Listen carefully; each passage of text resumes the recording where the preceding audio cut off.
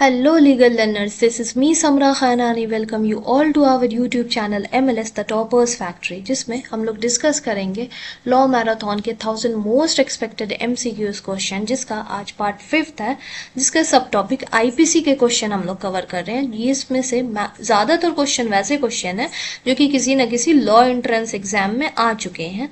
So our first question is 59, all except one is a false statement about legal maxims mens रिया।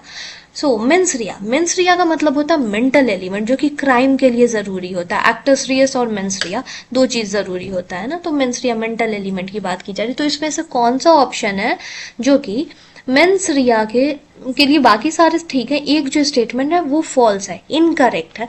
तो देखते हैं कौन सा। Option A में है it's refers to the mental element necessary for the particular crime. Option A correct है।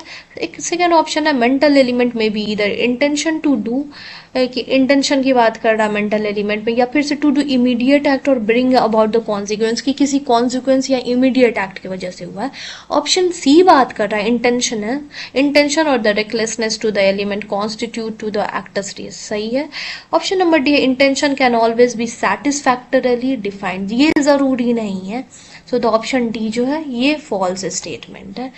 Then question number 60 में कहा जा रहा which of the following the law of presumption apply, कि किसमें लॉ ऑफ प्रीजम्पशन अप्लाई होगा। वॉलंटरी नॉन फिट इंजूरी, या voluntary means की खुद से किया तो किसी और को नहीं ब्लेम कर सकते हैं। मेंस रिया, या फिर से डी मिनिमस नॉन क्यूरेटलेक्स, या none of the above.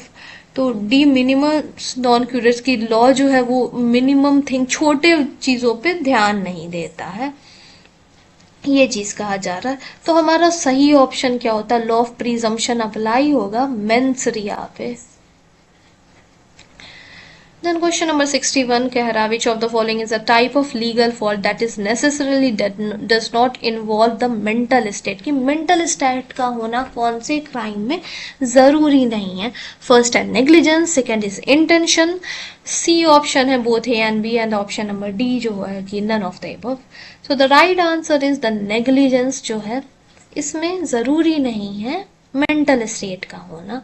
Question number 62 में दो स्टेटमेंट दी हुई है, इसमें से बताना है कि कौन सी वाली स्टेटमेंट जो है वो सही है। सो द फर्स्ट है कि एक जो है ए जो है वो हिट करता है जेड को स्टिक से, मारता है मारता है, ठीक है, पहली बात। दूसरी बात कि ये जो है punishment of one strike is 1 year, कि एक बार मारने की ना सजा 1 साल है। तो ए जो है जेड को 50 बार मारता है, तो क्या उसको 50 ईयर्स की इम्प्रिजमेंट होगी, ये कह रहा है इस क्वेश्चन में। देन नेक्स्ट स्टेटमेंट है कि when A is hitting Z, कि ए जो है जेड को जब हिट कर रहा था, मार रहा था, तो वाई आकर के उसको बचाता है। और इसमें क्या होता है कि वो ए जो है वो वाई को जान से मार देता है। तो क्या होगा कि उसको पनिशमेंट मिलेगी कि जेड को तो एक तो उसने हर्ट किया, मतलब कि हिट किया, उसकी वजह से उसको हर्ट हुआ, and the punishment of killing Y, तो दोनों की उसको सजा मिलेगी। ये है कौन सा स्टेटमेंट सही है, 1 या 2 या दोनों सही है, या दोनों में से कोई भी सही नहीं है, ये है। तो इसका राइट आंसर होगा ऑप्शन नंबर सी, मीन्स की ओनली 2। फर्स्ट वाला जो गलत है कि 50 बार मारने से 50 साल की सजा होगी, एक बार मारने से 1 साल की, ये आईपीसी के अकॉर्डिंग गलत है। Then question number 63, all except one is a false of crime that does not require the legal fault of on the part of the accused, की अक्यूज का दोषी होना जरूरी नहीं है कौन से क्राइम में, क्वाजी क्रिमिनल केस में जरूरी है the probate the public interest under the penalty. Second, cases of public nuisance, liable and contempt of court, इसमें भी जरूरी है।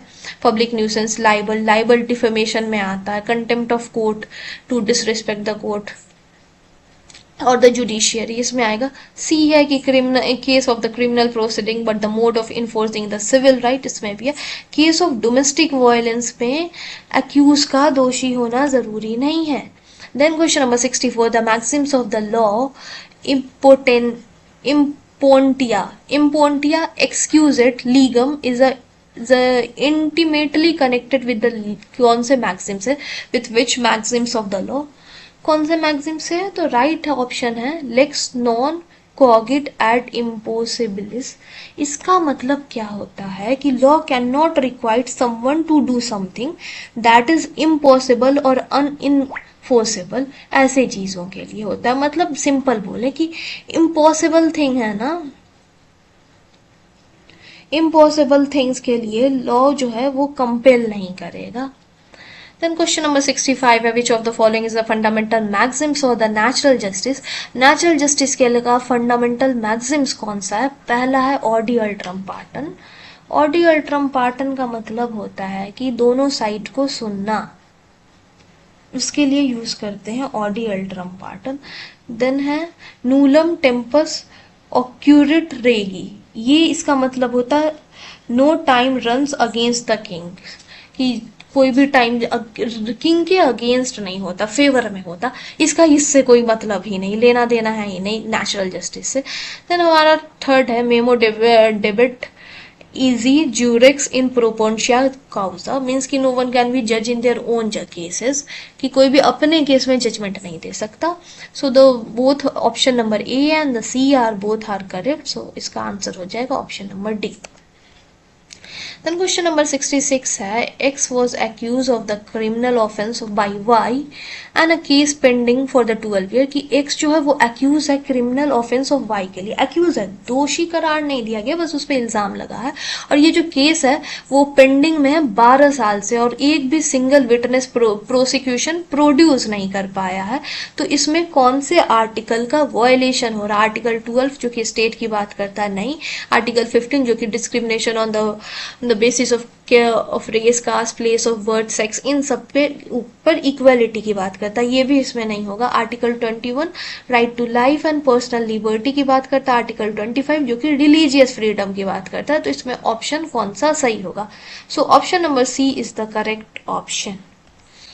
देन हमारा नेक्स्ट क्वेश्चन है 68 which of the following are always exempted from the jurisdiction of criminal court in every country, कि कुछ लोग जो होते हैं हायर अथॉरिटी, उनके ऊपर कुछ इम्यूनिटी होती है कि उन्हें क्रिमिनल कोर्ट से एग्जम्पशन मिलता है।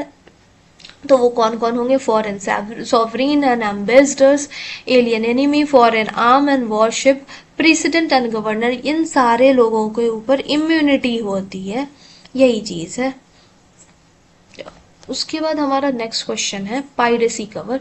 पायरेसी क्या क्या कवर करता है? फर्स्ट थिंग है कि जियोर जेंटम statute law of England, both A and B, so the right answer option is option number C. Then next question है criminal liability of a corporation arises, कि कॉर्पोरेशन में कौन की लाइबिलिटी किसकी होगी? पहला स्टेटमेंट है an offence is committed in a course of corporation business by a person in the control of the affair, कि ऑफेंस कोई भी ऑफेंस कमिट हो जाएगा कोर्स ऑफ कॉर्पोरेशन और बिजनेस में ऑफ अ पर्सन, जो कि सारा वो उस पर्सन जो कि सारे अफेयर को कंट्रोल करता है, तो उसकी लाइबिलिटी होगी। सेकेंड स्टेटमेंट है कि ऑफेंस कमिटेड होगा कोर्स ऑफ कॉर्पोरेशन और बिजनेस में वैसे इंसान के कंट्रोल में जिसके थॉट और इंटेंशन से सब कुछ रन हो रहा है। Control through whose thought and intent become the thought and intent of the corporation, कि उस इंसान का थॉट और इंटेंशन, उसका एक्शन पूरे कॉर्पोरेट को रन करता है, तो उसकी लाइबिलिटी होगी कि नहीं। तो दोनों ऑप्शन जो है वो सही है, तो राइट आंसर होगा ऑप्शन नंबर सी।